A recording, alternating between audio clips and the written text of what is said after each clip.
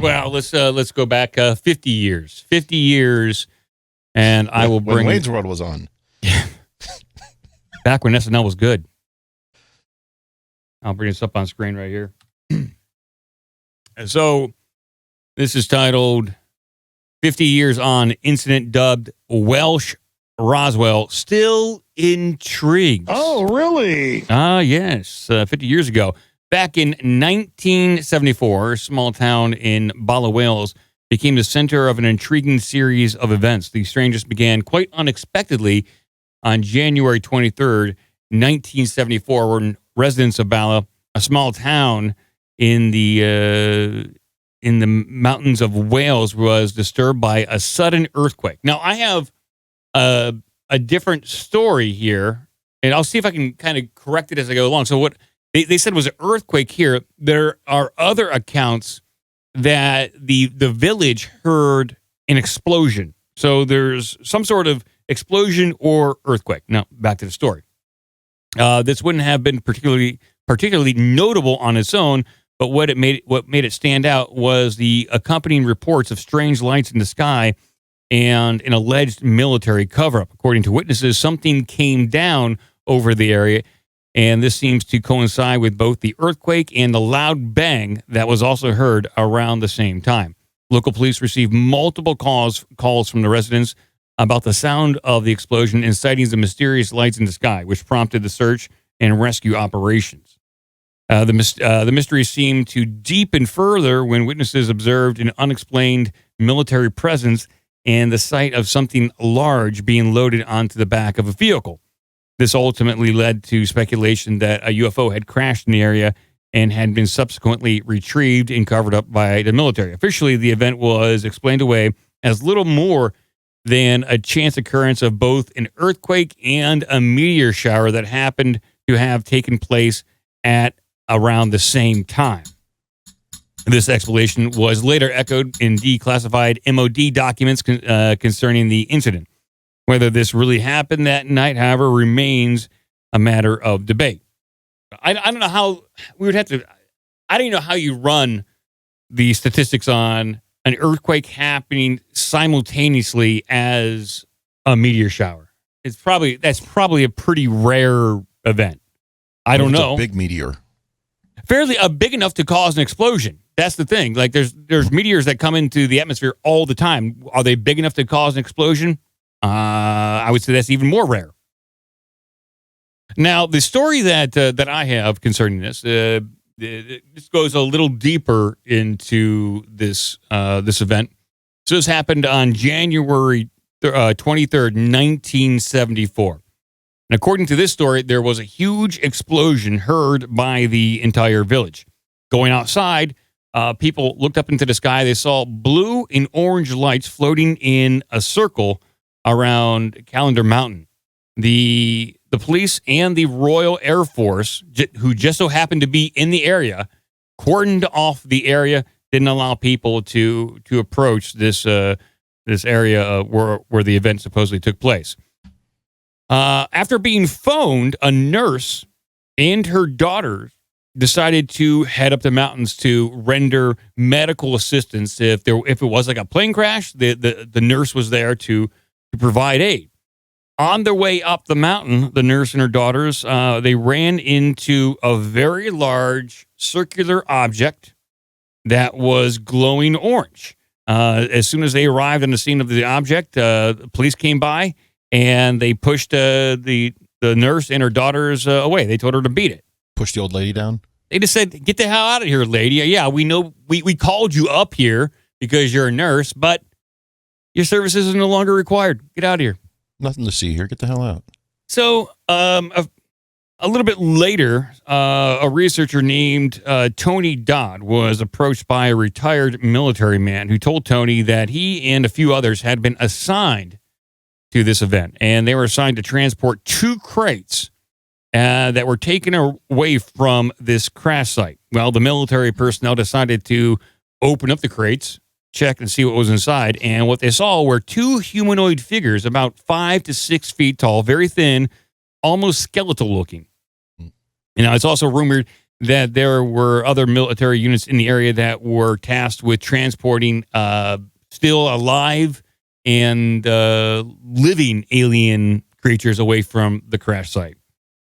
Now, within days of this initial event, the explosion in the sky, the Royal Air Force being there, the police, the retrieval of whatever crashed, a few days after, there was another event. In North Wales, the family was traveling home. They were in two different cars, and both cars heard this very loud purring sound. It was loud enough to where both the cars pulled over on the side of the road to see what the heck was going on. And when they got out of the cars, they looked up, and just over the treetops, they saw a large saucer-shaped craft with a dome on top of it, and it was glowing cobalt blue. And it just hovered over the tree tops and just kind of glided off into the distance and finally dipped down over the mountains to where it was no longer able to be seen. So that was a few days after this, the initial explosion event. But then a few days previous to the explosion event, two truck drivers who were just about an hour away from that village. These two truck drivers were driving into town. They were looking to hit up a pub. That is when they saw a giant black cigar-shaped craft in the sky. This was about, like I said, an hour away from their destination, the pub. They kind of just looked at it, mesmerized. They continued to travel on. They finally got to the pub, and when they tried to get inside, the pub was closed. And they like, oh, geez. It's Closed. Sign on the door says closed for UFO. Well, it turned out Closed for a private party. That's what it said. It was 1 a.m. and the pub was closed. They were missing 3 hours of their time. And 14 seconds. Oh, well, 3 hours. Not 14 seconds. I think they would have let him in had they only missed the door by 14 seconds, I think. And so this has been dubbed the Welsh version of the Roswell event. It also has a lot of characteristics similar to the Acorn event in Pennsylvania, I believe. Kecksburg Acorn, where there was a craft that supposedly crashed down there, shaped the size of an acorn, a very large acorn, almost the size of what we would think the Nazi bell would look like. Almost exactly like the Nazi bell. Almost Weirdly exactly like the Nazi bell. Yes, with strange emblems and had Nazis in it. Well, that's unconfirmed. By the way, I do want to point out that story you were just explaining, the one where they found the two crates and they just opened them up, and the first thing that came to mind was the Raiders of the Lost Ark and the Ark of the Covenant. The guy's like, let's just look in here. Yeah.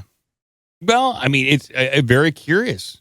Yeah, just melt your face right off. And so, yeah, this has a lot of similarities to the Kecksburg UFO incident in the 60s. Now, as a reminder, this one in the UK took place in 1974. So, now, how close? Remind me, what's the town in Scotland that is the world's most UFO visited location or something? Bonnybridge. Nobody. Bonnybridge. Bonnybridge, which. And what's the name of the place in Wales? The one we were just talking about is Bala, Bala, and the I think it's the Cadair Mountains, Cadair Mountains. So in that area, but you know, the Bonnybridge, the self-proclaimed village that claims to have the most paranormal events, UFO events, that's unconfirmed. I think they just declared themselves that in order to get some tourist money. But yeah, there is the... by the way, those are 215 miles apart as the crow flies. And if you add the numbers in 215 together, you get 8. 2 plus 1 plus 5 is 8. And if you take an 8, that's 2 circles. If you were to overlay them, it'd be round. It's a UFO, confirmed. Wrong. Damn it. Can I have a YouTube channel? You can if you do that. Because apparently that's all it takes. Yeah. But I'll move on. I got a few more headlines.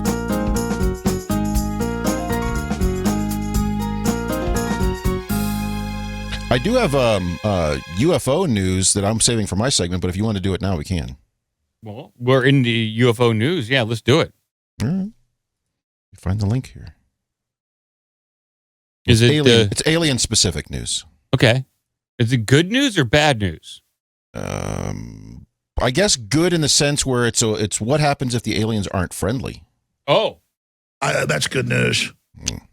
So credit to our Dutch news agency Herman for digging this piece of shit up. You're not really putting a positive spin on this story. No, it's one of those articles. It's like it wants to be a listicle, but they didn't do it as a listicle. But I like the topic. Okay. AI reveals how to defend your home against aliens. It's time to invest in a mirror maze. That's some good news on that front. Okay. I've been thinking about this, and I'm glad they're confirming my suspicions that aliens don't know how to navigate mirrors. But we'll read more. Just why your house has the worst interior decoration anyone has ever seen.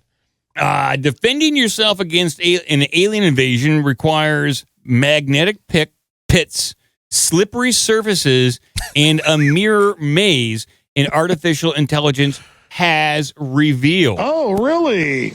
Preparing for visitors from outer space may require some renovations on your property, but installing deafening speakers and sonic disruptors should prove to be a great defense against the little green men. The Daily Star asked Google's Bard AI for the best home improvements to make when it comes to fighting off an alien intruder. The AI suggested modified fireworks, giant refrigerator magnet pits, and hidden spikes. There's a lot going on at this house. So hidden spikes is like bungee sticks that they did in like Vietnam, like tiger pits and stuff like that. I believe they're punji sticks, not bungee sticks. Oh, bungee with a bungee cord. That's what I was talking about. Bungee sticks are much more comfortable to fall into. Whoa, no! Oh, this is comfy down here. Yeah, it's fun. What a giant refrigerator magnet. I'm assuming they're meaning like some sort of like junkyard magnet that they use to pick up old junk. Yeah, why do they call it a refrigerator magnet? I don't know. Is that a specific type of magnets? So let's see here. Kitting out your property with traps and spikes with all the amateurish charm of a Home Alone trap, homeowners might get their hands on some powerful magnets. Must get their hands on some powerful magnets. That is, no doubt, yeah. The ad explained, a hidden pit lined with powerful electromagnets. When the alien steps on it, their metallic armor or internal bio-augmentations become lodged, hindering their movement. Wait, why do the aliens suddenly have internal bio-augmentations? Well, some of at least the small little alien bodies in Peru seem to have some sort of cybernetic implant in their chest, and I think it's undetermined whether the metal is ferrous or magnetic in any way. I was going to say, and that was my next question. What happens if, let's say, they have a full, I was going to say exoskeleton, it's an endoskeleton, they're fully built out like Wolverine, but it's non-ferrous metal. Good job. You're shit out of luck then, yeah. I'll get them with the magnets. Shit. Yeah. So this is what the AI is suggesting. So the AI is working with the aliens to give you false hope that you could defend your property. I think that's probably about right. So here we go. So yeah, your powerful electromagnets, when the alien steps on it, their metallic armor or internal bio-augmentation becomes lodged, hindering their movement.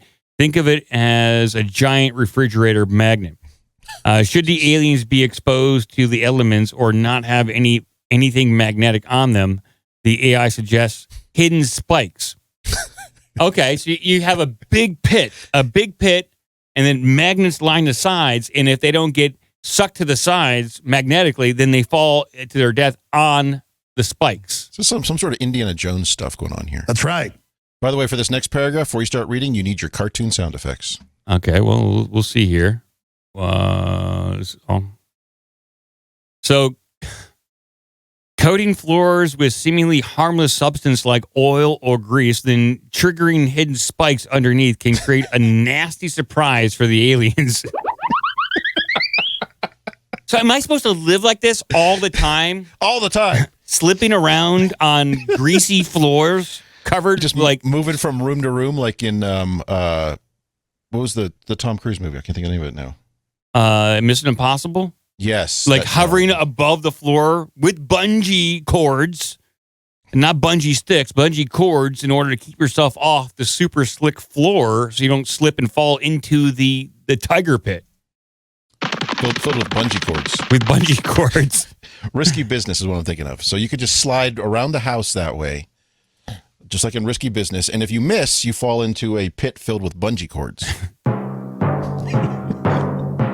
Once your pits are filled with spikes and oil, the AI suggests you turn your attention to disorienting the home invaders, giving aliens a nasty blast of light or noise.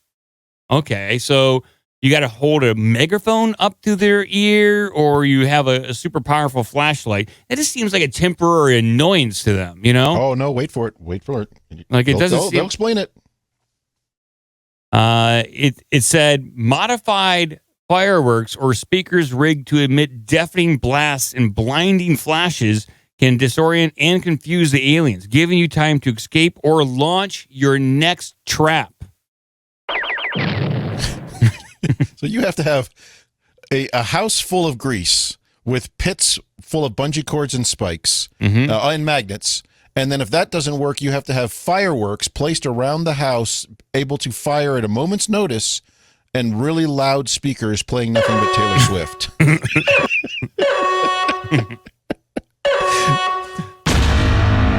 Not sure I want to live in this house. It's just going off randomly at that point. You don't have the trap set.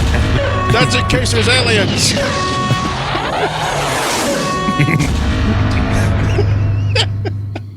That keeps the aliens out, just in case they're here. They hate this. The aliens hate the noise.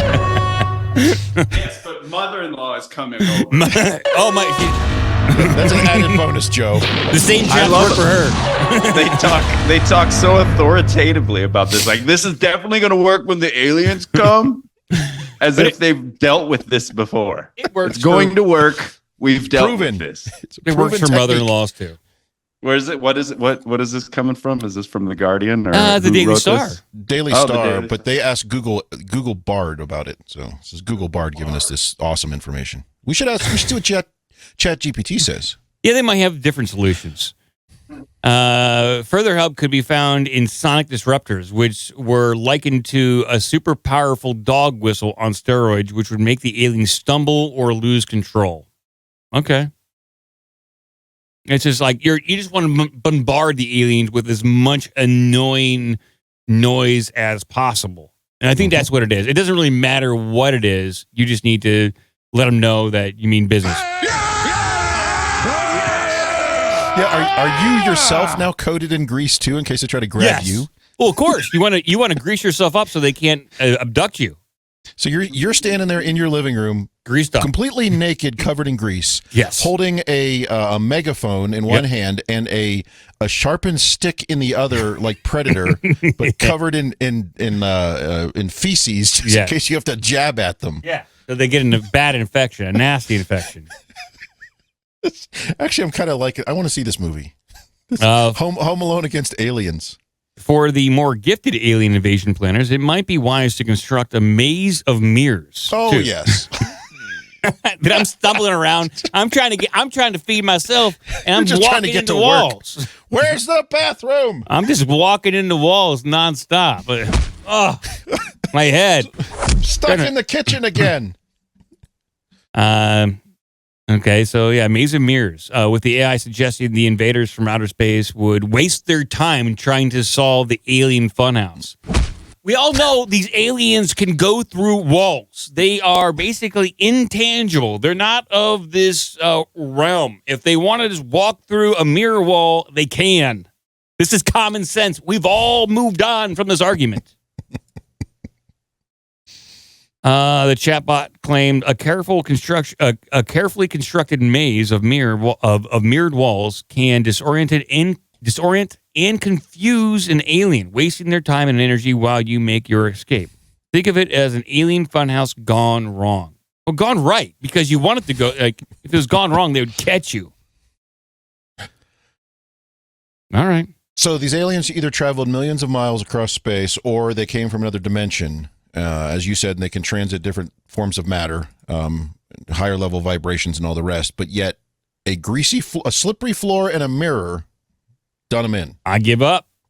What am I supposed to do? I can't combat this. This guy's got a stick and a mirror. This guy's got a stick, a mirror, and a megaphone. What the hell's going on? All right, pack it in, guys. We're going home. This guy's prepared.